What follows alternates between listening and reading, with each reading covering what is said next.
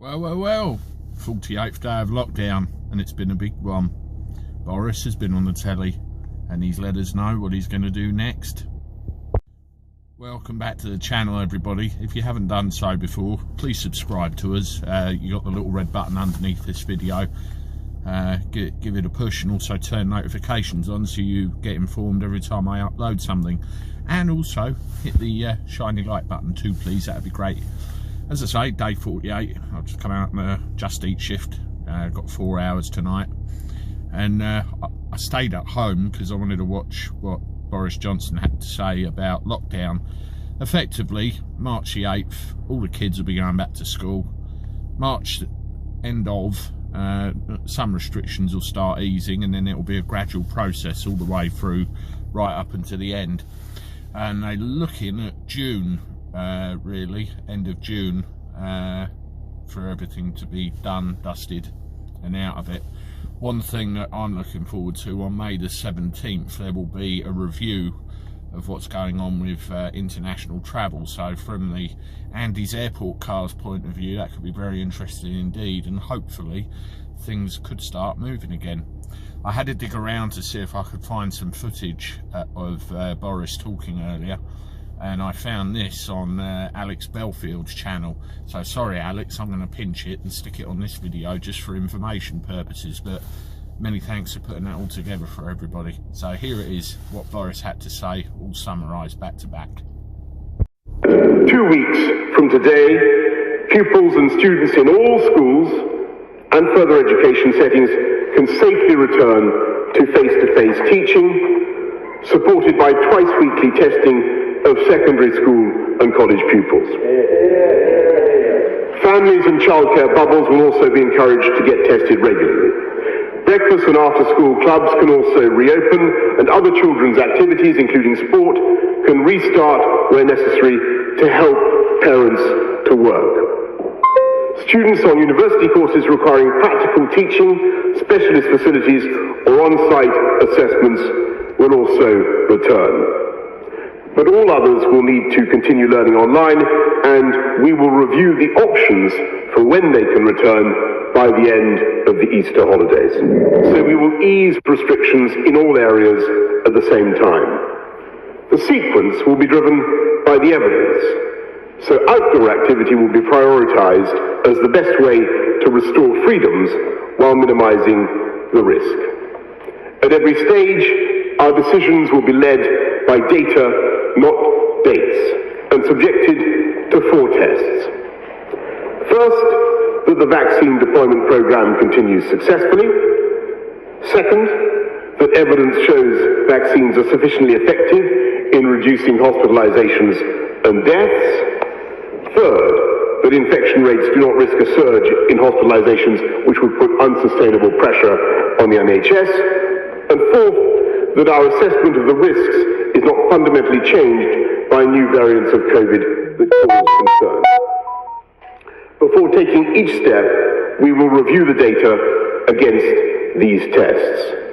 And because it takes at least 4 weeks for the data to reflect the impact of relaxations in restrictions, and we want to give the country a week's notice before each change, there will be at least 5 weeks between each step. People will also be able to meet one person from outside their household for outdoor recreation, such as a coffee on a bench or a picnic in a park, in addition to exercise. So we're advising the clinically extremely vulnerable to shield at least until the end of March. Every care home resident will be able to nominate a named visitor able to see them regularly, provided they're tested and wear PPE. And finally, we will amend regulations to enable a broader range of COVID-secure campaign activities for local elections on the 6th of May, and make limited changes on 29th of March when schools go on Easter holidays. It will become possible to meet in limited numbers outdoors where the risk is lower. So the rule of 6 will return outdoors, including in private gardens, and outdoor meetings of 2 households will also be permitted on the same basis, so that families in different different circumstances can meet. Outdoor sports facilities such as tennis and basketball courts and open-air swimming pools will be able to reopen, and formally organised outdoor sports will resume, subject to guidance. From this point, 29th of March, people will no longer be legally required to stay at home, but many lockdown restrictions will remain. People should continue to work from home where they can and minimise all travel wherever possible. Provided the data satisfies the 4 tests, most restrictions on meetings outdoors will be lifted, subject to a limit of 30, and this is the point when you will be able to see your friends and family indoors, subject to the Rule 6 or the meeting of 2 households. We will also reopen pubs and restaurants indoors, along with cinemas and children's play areas, hotels, hostels and B&Bs, theatres and concert halls will reopen their doors. And the turnstiles of our sports stadia will once again rotate, subject in all cases to capacity limits depending on the size of the venue. And we will pilot larger events using enhanced testing with the ambition of further easing of restrictions in the next step, on the 21st of June.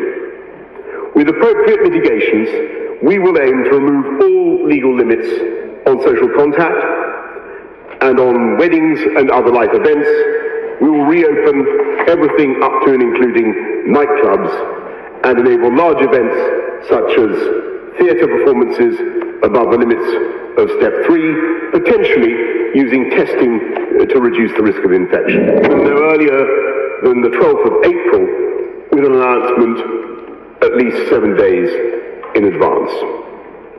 If analysis of the latest data against the 4 tests requires a delay, then this and subsequent steps will also be delayed to maintain the 5-week gap. In Step 2, non-essential retail will reopen, as will personal care, including hairdressers, I'm glad to say, and nail salons. Indoor leisure facilities such as gyms will reopen, as will holiday lets, but only for use by individuals or household groups. We will begin to reopen our pubs and restaurants outdoors, and honourable members will be relieved there will be no curfew, and the Scotch egg debate will be over because there will be no requirement for alcohol to be accompanied by a substantial meal. Zoos, theme parks and drive-in cinemas will reopen, as will public libraries and community centres. Well, there you have it, folks, all laid out for you. So come April the 12th, I can get my Barnet sorted out. I think old Boris needs it too, judging by that straw hat he's got on his head. Can have a pint in a pub, and with any luck, see our families again like we used to be able to. It's all good. Hopefully everyone will toe the line and everything will start to go back to normal, fingers crossed. Anyway, I've just got an order through, so I'm going to go and do it. Thanks again, Alex Belfield, for putting that little bit together. That's great, lets everybody know what's going on. Check his channel out, The Voice of Reason. He can be bloody funny, and the uncanny thing is he's usually correct on a lot of stuff. That's it for now. I'll catch up with you in a bit, let you know how I'm doing. See ya. That's my first delivery done. As I said, it was not bad order value, about £7 odd, so good start.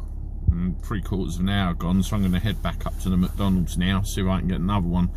When I was up there, just for a bit of local information, there was a sign in the window: we are now open again for walk-in deliveries. So if you don't want to get anything through Justeat, then you can actually now walk up there again, walk in and get it yourself. The restaurant's not open yet, but it looks like they're heading in that direction, because I saw some people, you know, seemed like they were preparing things, so it could be imminent, but all depends on restrictions, I suppose.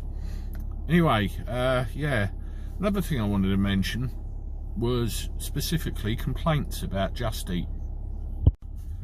I saw on Facebook earlier today, I won't put a picture of it because I don't want to give away the lady's name, but she was moaning about Justeat. saying that she ordered food and it said it was delivered and she never got the food and apparently had a problem getting a refund. I've seen this kind of thing before and it really gets on my wick. You don't have to be a rocket scientist to work for Justeat, really. You have an app on your phone, the order comes through to that app, it tells you where you've got to go to get the food, the order number and where it's going to. You walk in, listen for your order number, get the food and then you deliver it. It's really very straightforward. Have a look at this picture.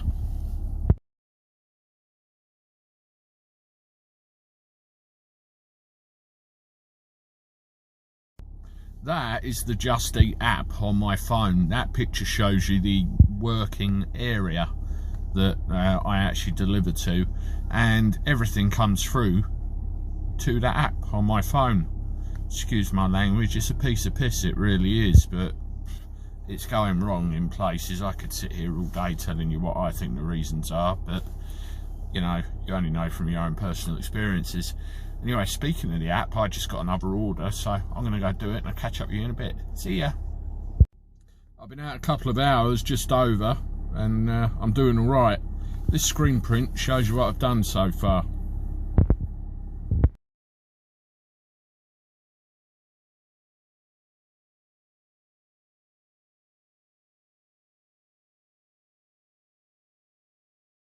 If I was up London or something, that would probably be bloody awful, but not bad for around here. I'm at the McDonald's and KFC now, Asda's. There's a bloody great delivery truck here. Look at this. Absolutely mahoosive. And they all say that we recycle all our used cooking oil for biodiesel for our trucks. Well, good for them. Anyway, I'm going to sit here for a bit and see if I can get another one. I only really need about 3 more decent ones to get my total I like for the night, and I've got a couple of hours yet to do it in, so all good. I'll speak to you in a bit. Hey! Just done another one from Casper's to Broadstairs, quite a sizable order value again, so it's rocketing up. I need about another £8 to get to my minimum. And I've got hour and a half to do it, so that's really one decent order or 2 little ones, so it's pretty cool. So hopefully I will get there very quickly and I will talk to you when I do. Just picked up a order from Casper's. You can just about see the purple stripe of the building behind me. That's where I'm parked up at the moment. I'm off to Margate. This order will take me over the top of what I like to earn off a 4-hour shift. So quite good. By the time I get to Margate, it will be nearly going home time, I think. So should be alright. So I'll catch up with you again when I'm over that way. I've just had the go home if you want to message. It's 25 to 10. And I am sat up at my perch at Palm Bay, and that's too close to home not to take it, so that is exactly what I'm going to do. Thanks a lot for following along with me again. It's good news, isn't it, that hopefully lockdown will start to disappear, providing everything goes as planned. Please like this video if you haven't, and subscribe to the channel. And if you want to watch another one of my videos or my vlogs, there should be some videos appearing somewhere around my head anytime now. Click on one of them and give it a watch. Thanks a lot, and I'll see you on the next one. Bye.